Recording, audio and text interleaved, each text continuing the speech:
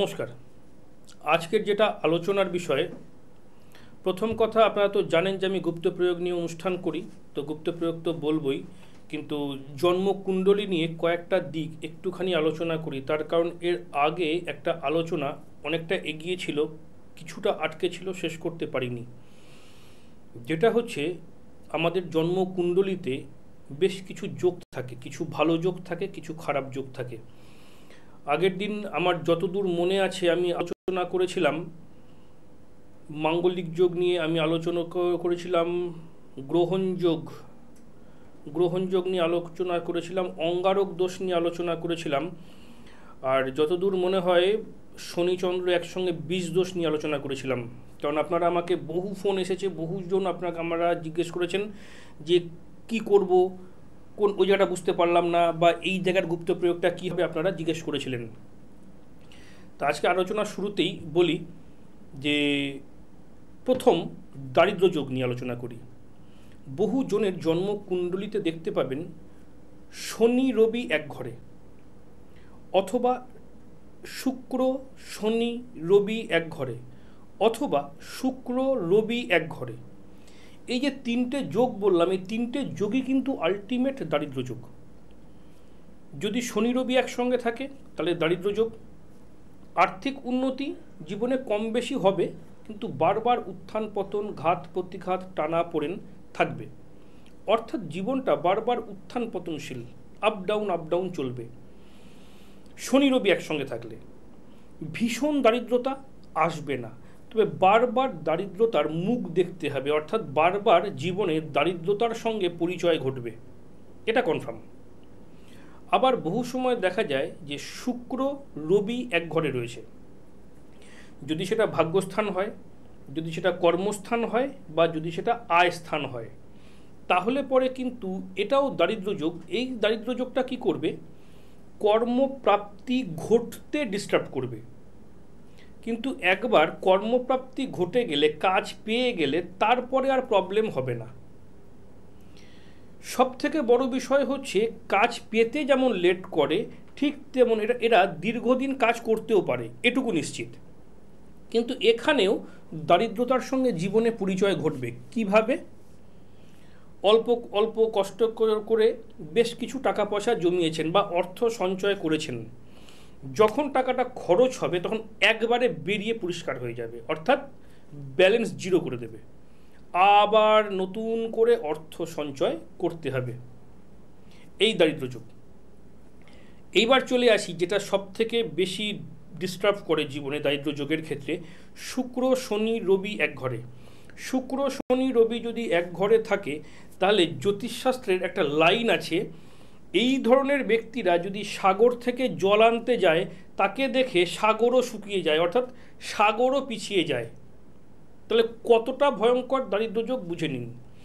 শুক্র শনি রবি একই ঘরে রয়েছে, এরকম কোনো ব্যক্তি যার বয়স 40, যার বয়স 45, যার বয়স 50, আপনারা নিজেরাই মিলিয়ে দেখুন, তাদের জীবনে দারিদ্রতা এসছে।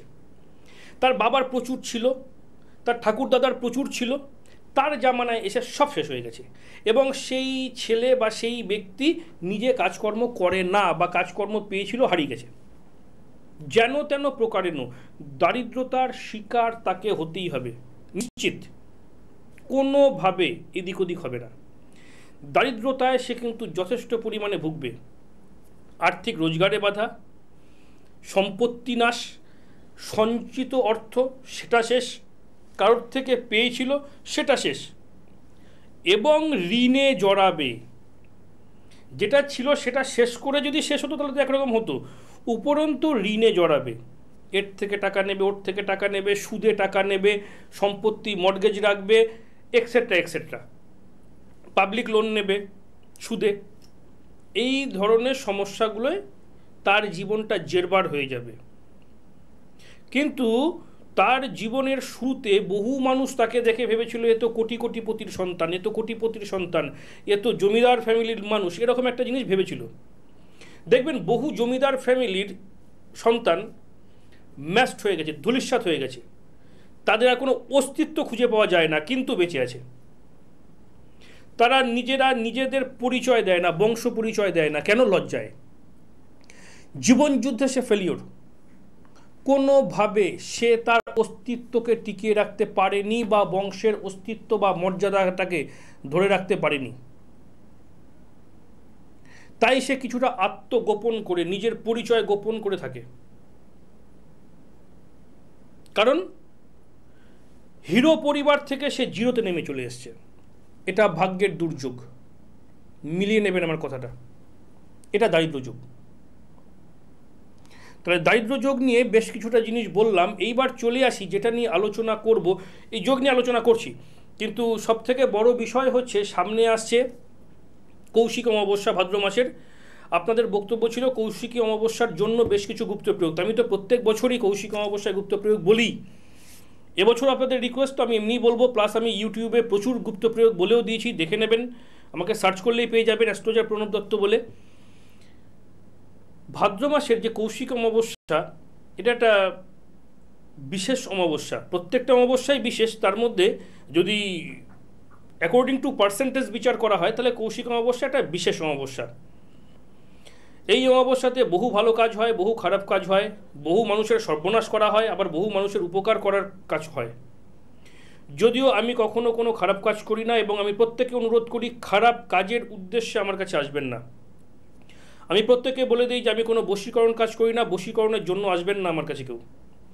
শত্রুর জন্য আসবেন, কত বড় শত্রু আছে দেখে নেব, তন্ত্রমতে স্থায়ী প্রতিকার করে দেবো। জীবনে কোনো শত্রু কোনো অবস্থায় কিছু করতে পারবে না। বিয়ের সমস্যা, বাস্তু সমস্যা, আসবেন, স্থায়ীভাবে সমাধান করে দেবো দিন উল্লেখ করে। কাজকর্ম বিষয়, আর্থিক দিক, আসবেন। বশীকরণের জন্য কেউ আসবেন না, কারণ বশীকরণ কাজটা আমার নিজের ভালো লাগার বিষয় নয়, আমি অপছন্দ করি এই কাজটাকে। তাহলে ভাদ্র মাসের কৌশিক অমাবস্যায় যে কাজগুলো করবেন তার মধ্যে পরপর বলে রাখি কোনটার জন্য কি কাজ। প্রথমত, বাস্তু সমস্যা।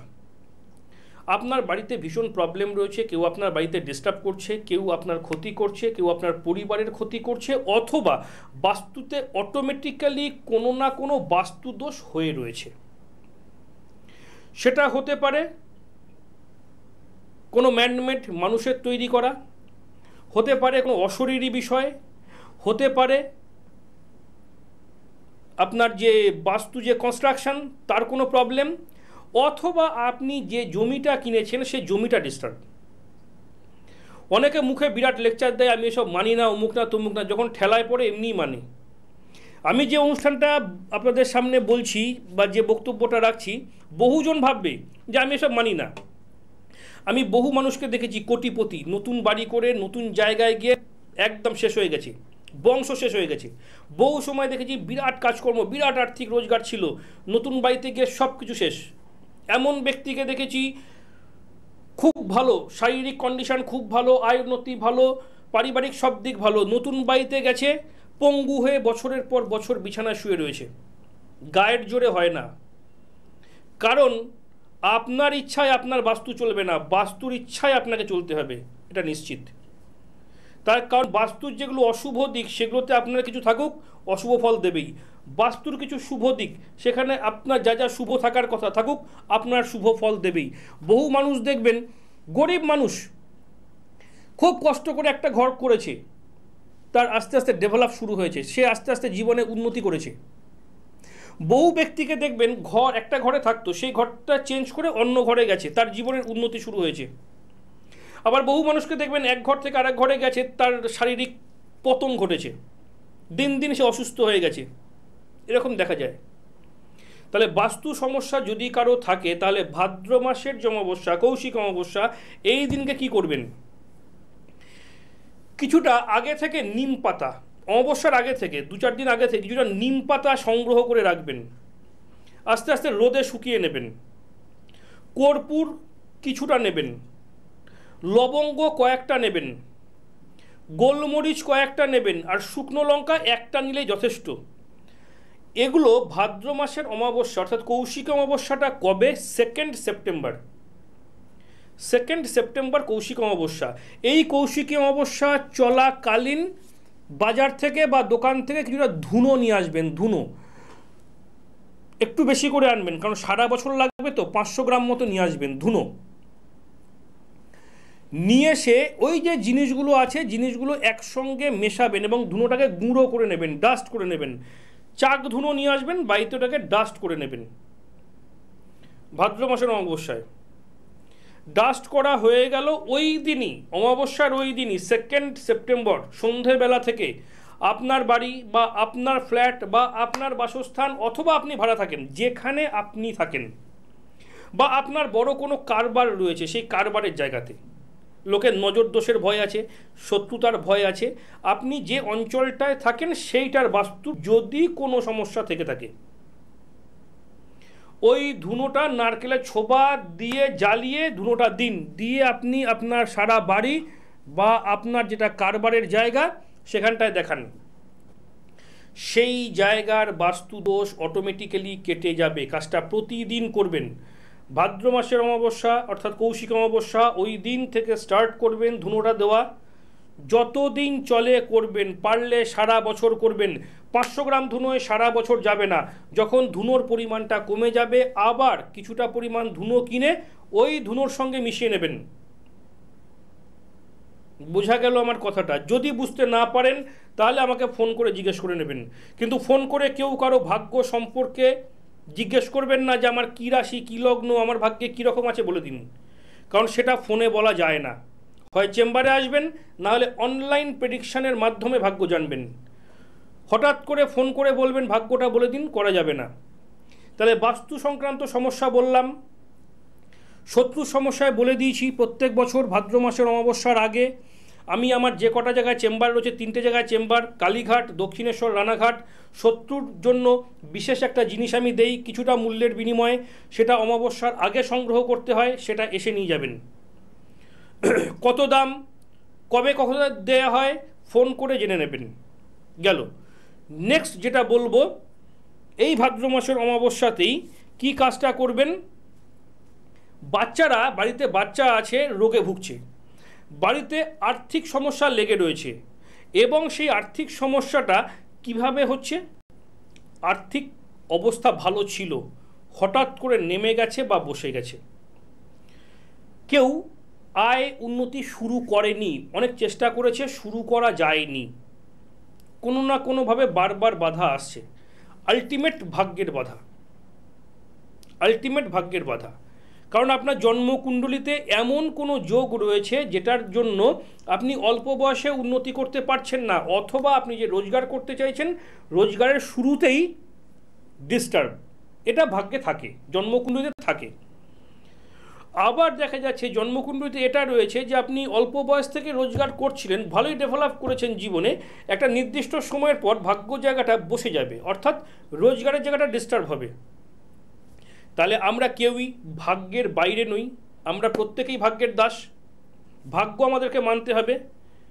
এমন কোনো ব্যক্তি নেই বা বলতে পারবে না যে সেই ব্যক্তি ভাগ্যটাকে সম্পূর্ণ পরিবর্তন করতে পারবে, কেউ নেই।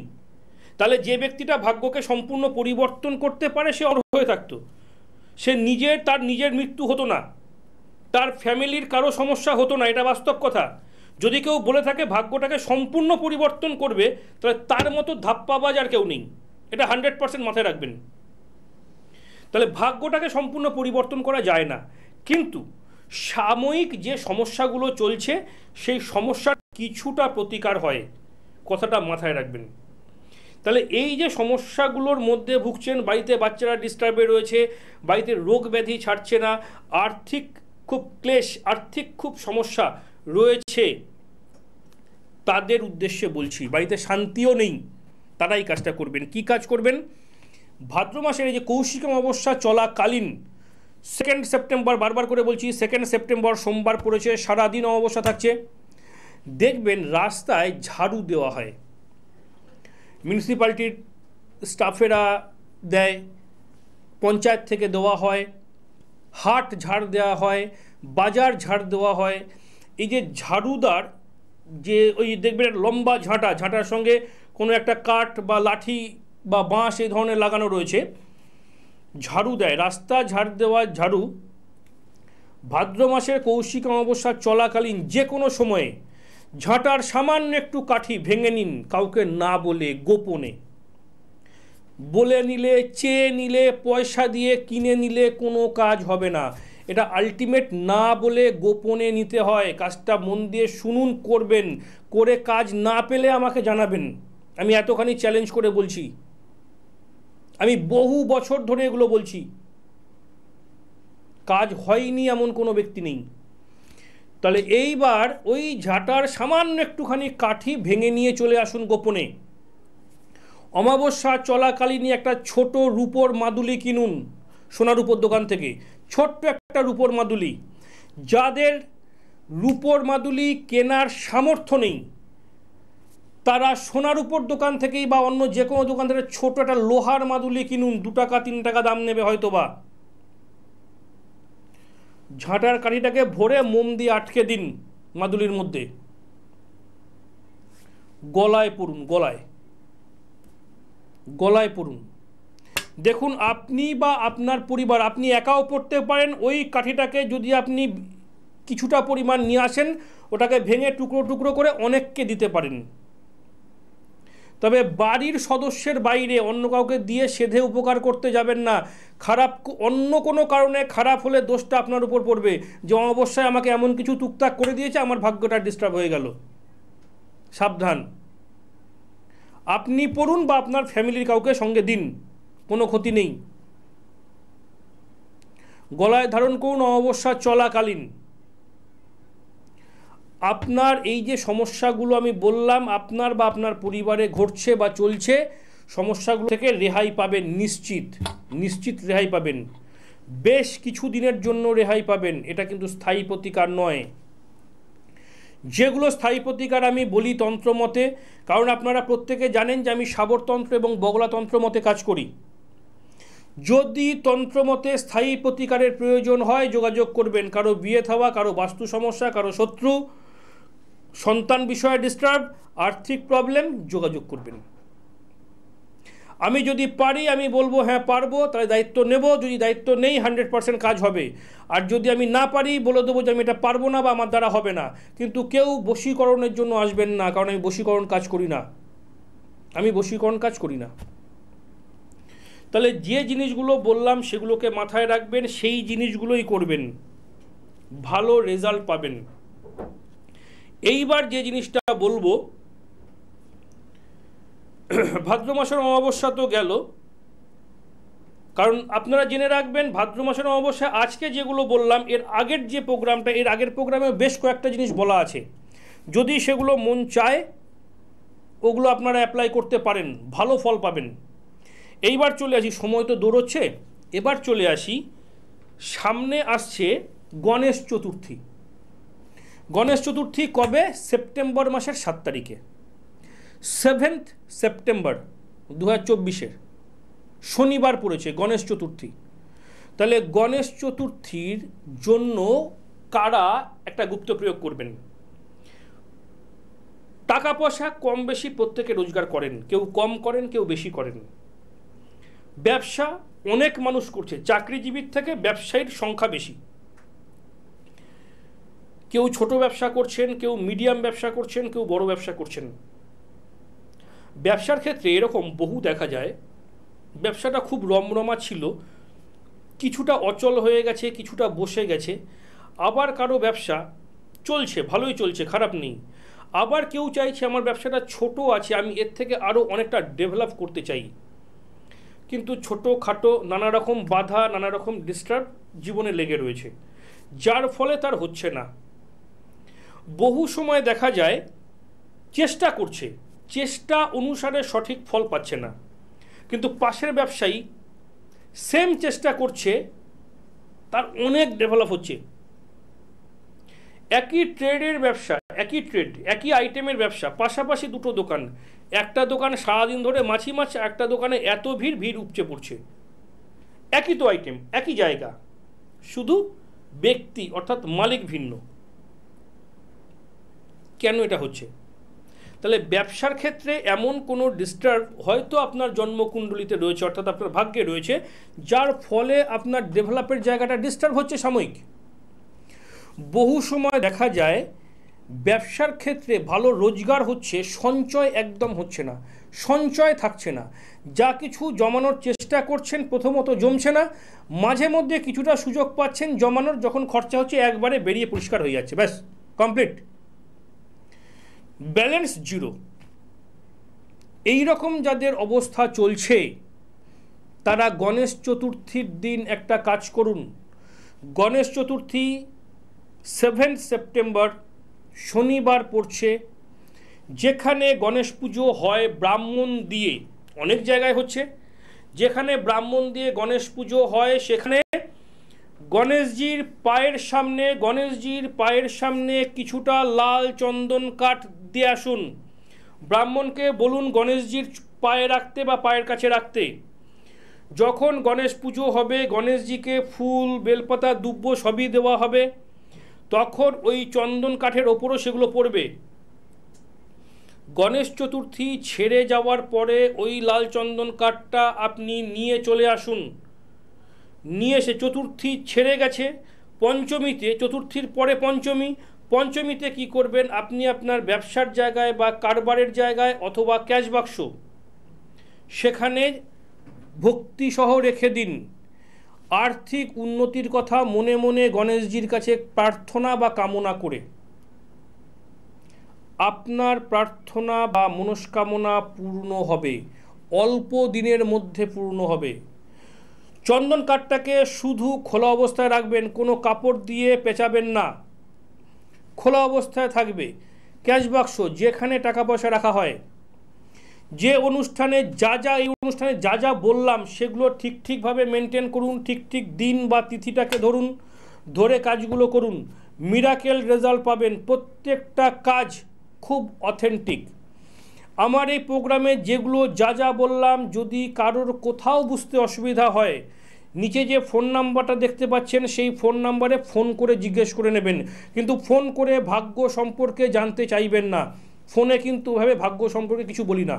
ভাগ্য সম্পর্কে জানতে গেলে হয় চেম্বারে আসতে হবে, 3টে জায়গায় চেম্বার, কালীঘাট, দক্ষিণেশ্বর, রানাঘাটে আমার বাড়ি, নদিয়া জেলার রানাঘাট, অথবা অনলাইন প্রেডিকশানে আসতে হবে।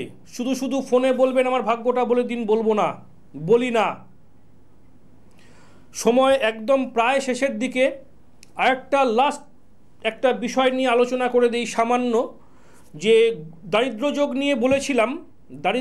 নিয়ে বলেছিলাম, এইবার যে বিষয়টাকে আলোচনা করব সেটা হচ্ছে গুরুচণ্ডাল দোষ। আপনার ফ্যামিলিতে আপনার বাচ্চার অথবা আপনার পরিচিত বা পরিবারের কারো রয়েছে গুরুচণ্ডাল দোষ, রাহু এবং বৃহস্পতি এক ঘরে রয়েছে।